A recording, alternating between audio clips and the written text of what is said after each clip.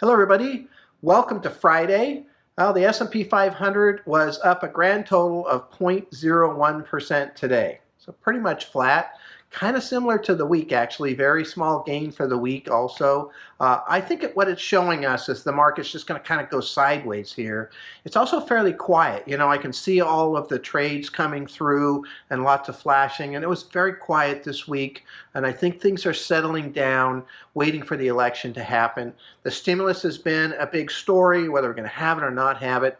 I do think we will have another stimulus at some point in time. It might not be before the election. It might not even be before the end of the year. But the market is patient. It will look ahead 6 to 18 months. And I think that will probably play out. We will get some other type of help that could come into the economy. But if we don't, even in the short term here, and I mentioned this before, there's a tremendous amount of money in savings. And so the report from the retail sales for September was really good, much higher than expected. And so money is starting to come out. I think Christmas could be big. I think this could be a catalyst to maybe get things moving. And we're also heading into earnings season. And again, I think a lot of these companies are going to have pretty good earnings. Earnings season generally does cause some volatility as there's some concern, some people that are selling right before the reports and those types of things. So be aware of that.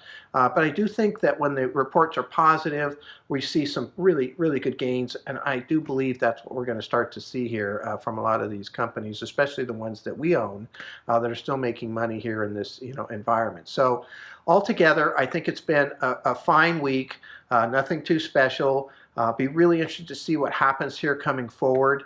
We're well positioned. The changes that we made, a couple weeks ago, again, really good, really good. I mean, most of the accounts that I'm looking at are at all-time highs, so that's fantastic.